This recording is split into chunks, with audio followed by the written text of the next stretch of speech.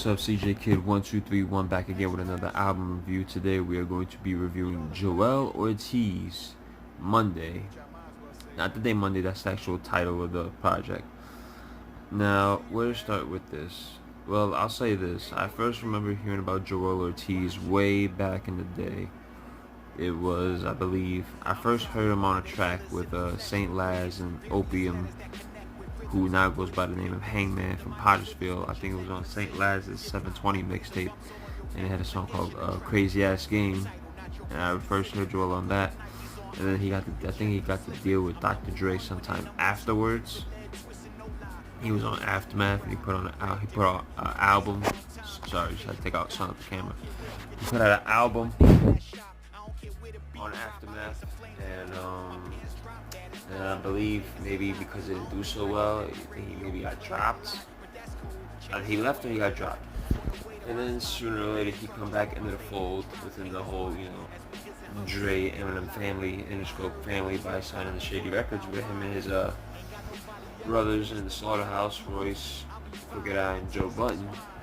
They would all be part of Slaughterhouse and he'd be signed underneath the Shady banner until that kind of rode its way out, and then he's back doing him again. So I mean, yeah, the history with Joell Ortiz, I'm not gonna lie, I haven't really listened to all of his projects like that, but I will say for the few bits and songs and verses I have heard from him, I already know he's a capable MC. He's definitely top tier. He's one of those lyrically skilled comical rappers. Like, he'll give you some of the hardest bars, but then throw in something funny to make you laugh while being like, ooh, at the same time. He has some of those in this project as well. First thing I want to say is this is very similar to Let Love by Common in the fact that they both the albums touch on similar topics, and we'll get into those. The best way I could describe it is essentially Monday, this project, and Let Love, Common's project, are basically two sides of the same coin, being that one side, Common's side, is the more storytelling, masterfully storytelling, more easy, smooth. It's an easier, smooth version of the coin, and on the other side of the coin you have Monday, which is the more aggressive, heavy barrage like version, essentially. And we'll get into why. I know that the explanation might have sounded weird, but let's what else do I have to say? But that's essentially what it is, essentially. And it's kind of funny and ironic that that's the case, because Monday and Let Love came out on the same day. So I mean, irony. And if you really want to think about it, both of them have 11 tracks. I mean, Monday has 12, but the intro I don't really count because it's like 46 seconds maybe, and it's just a talking intro. So they both have 11 tracks. Let me see. A lot of this we're gonna be covering because I'm looking over at my notes, and I just realized that a lot of the things that I wrote in my notes are basically a part of the favorite tracks that I'm gonna go over. So I will say this: the production is really great. There's a lot of production on here from Apollo Brown, Knots, Heatmakers, Justice League. The features on this album, Big Crit and Black Soul, I believe, do pretty good for what they were brought in to do as far as vocal performance, hooks and all that stuff. So they came through on that, and let me see. And yeah, basically, Joell Ortiz is he's in top form in this project, I have to say. Top to bottom, he gives you lyrical content with some story and depth into it.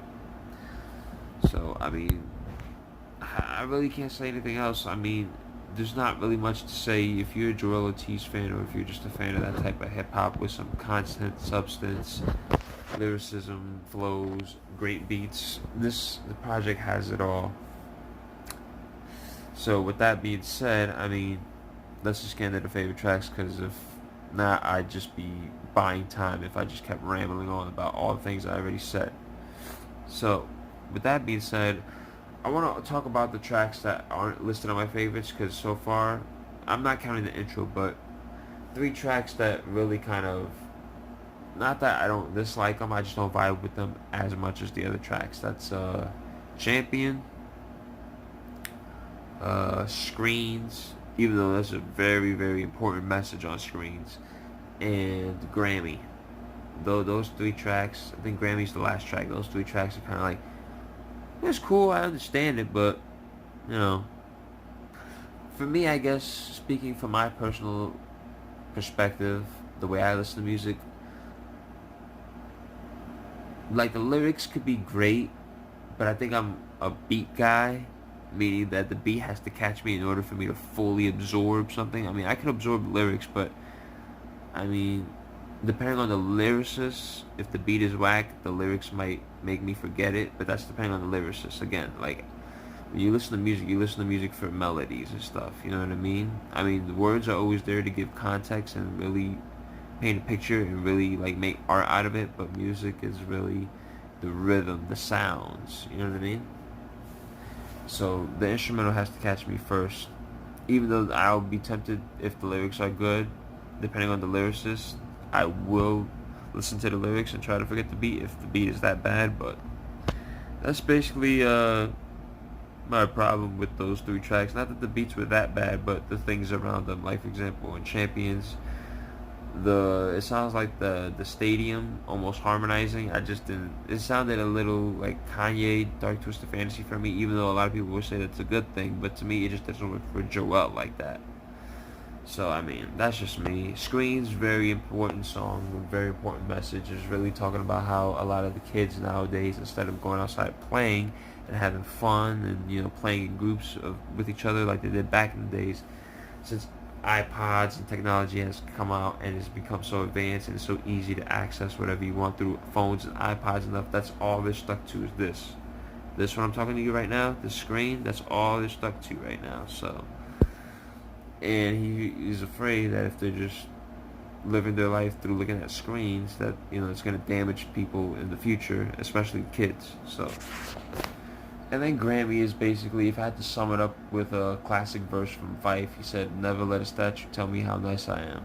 That's basically that whole song in a nutshell. It's Joell basically talking about how he essentially doesn't care that he doesn't have these Grammys or these accolades that these famous people have. The fact that he's able to do his craft and get the accolades from the people he respects, like the OGs in the actual culture, and he's able to take care of his family and live very wealthy, that's really all that matters. And he laughs at anybody else trying to do more, thinking that that's what it's supposed to be about. So, especially if you have to change your character and change who you are as a person to get there. So, but let's go into the favorite tracks, which is basically everything else on this album. Track number 2, which is really track 1 in song format, Captain, which is talks about his state on hip hop and what hip hop has turned into. I know he had a verse on there that talked about, you know, back then everybody was trying to get 5 mics. Now it's like, you know, and he's basically saying that he is the captain of hip hop and he's going to be the savior of the culture as long as he's doing it.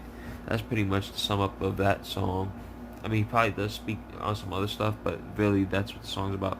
Sip Slow, probably my favorite fucking track on this album. I think Apollo Brown did the beat. The beat is crazy and the verses are crazy. And he has a comical line where I think he uses he throws an owl in one of the verses and he says, "Who knew?" Like the way he says it though is just funny. He's like, "Who knew?" So I mean, you would have to listen to it in order. I can't do it justice trying to describe how like he adds the comedic touch to that, but you know.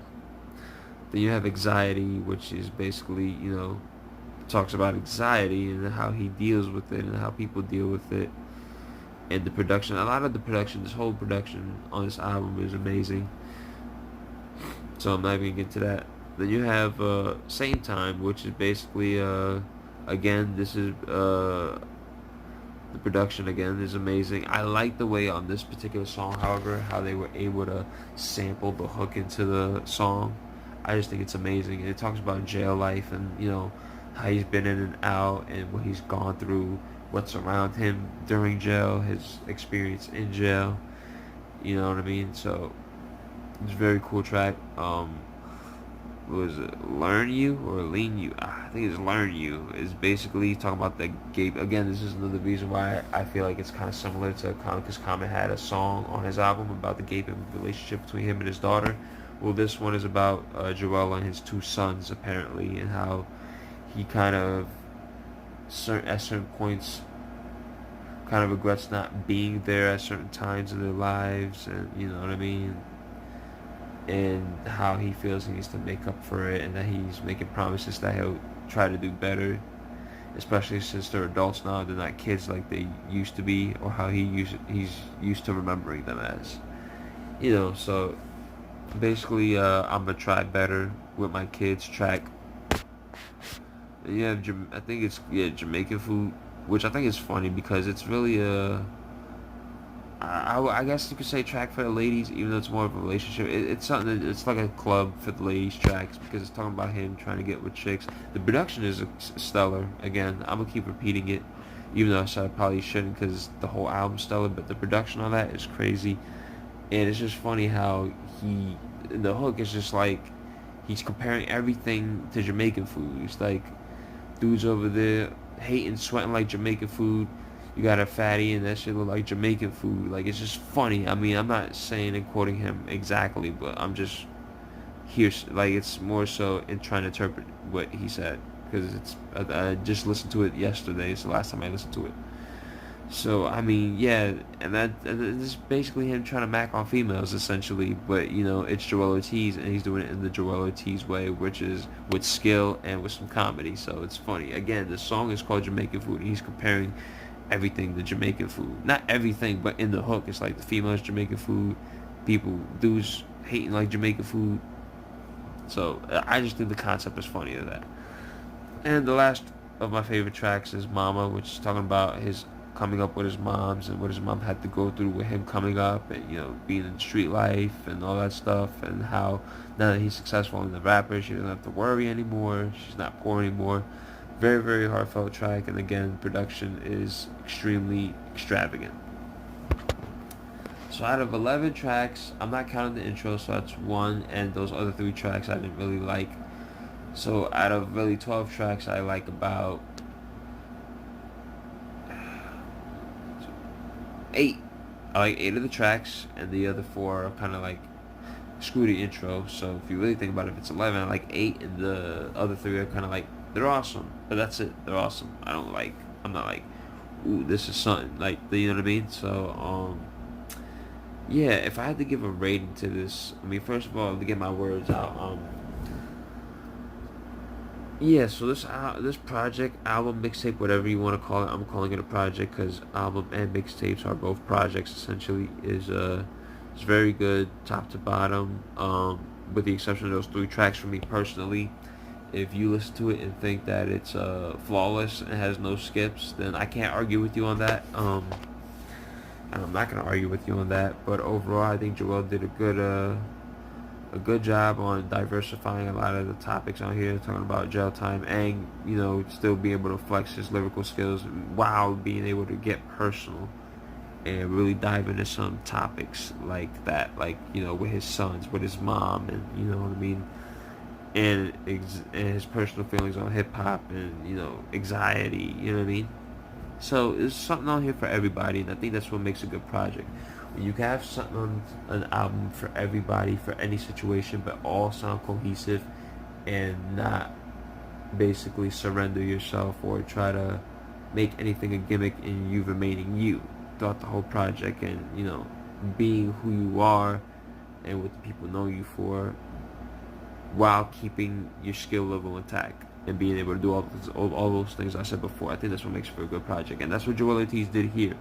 So if I had to give it a rating, I was struggling between a 4 and a 4.5. I think I'm saying I'm kind of comfortable giving it a 4.5 because again, I feel like this album and Common's album are exactly the same. The difference is the reason why I gave Common a 5 out of 5 is because that project has no skips, where here I'm not really that crazy on 3 tracks. They're cool and awesome, but I'm not like, you know, like if I get, like, after a while, maybe like in the future I might just end up skipping them, but you know, that doesn't mean that they're not amazing tracks. So anyway, that's my thought on the Joell Ortiz Monday Man. It's a 4.5 out of 5, so that means it's like, it's near perfect, but just those 3 songs kind of like not don't do it for me, but still, it's overall a great and amazing project. If you feel it's a 5 out of 5, I'm not going to argue with you on that. Just to me, it's a 4.5 out of 5. So, I mean, yeah, man, shout out to Joell Ortiz. You know, keep doing your thing. And, you know, if it's going to keep coming out like this and even better, then you count me in for those next couple of projects you drop. Because that's amazing. I liked it. Okay, so now I'm going to talk about some of the other albums I will be reviewing that I have heard that I did not get a chance to review. Trippie Redd, exclamation mark, Saint Dog, Bozo, which that album is. Rhapsody, Eve, and Little Brother, the new Little Brother album, which I would definitely want to get into. I actually heard it today, so I'm definitely going to do that. And as far as the Friday the 13th Part 3, maybe next week, maybe the week after, and Super Street Fighter 2 New Challengers review, I'll try to get that out as well. Maybe within the weekend if I can. I'm going to be pretty busy for a while, so, but anyways, guys, beyond that, thanks for watching. If you like and comment. Subscribe only if you feel it's earned, or if you feel like I've entrusted you with hitting the subscribe button. Because my motto has always been subscriptions are earned, not asked for. You know what I mean? I don't, because if I was in your position, I wouldn't subscribe to anything I didn't think was like worth it. You know what I mean? So again, if you feel like what I'm doing here is worth it, you can subscribe. If not, thanks for at least checking the video out anyway. Even if you never do come back, you know, a view is always appreciated. So at the end of the day, with that being said, peace be with you. Love you. Keep safe, keep healthy, and hopefully we can see you for the next video. Until then, this is CJ Kid 123, and I'm out.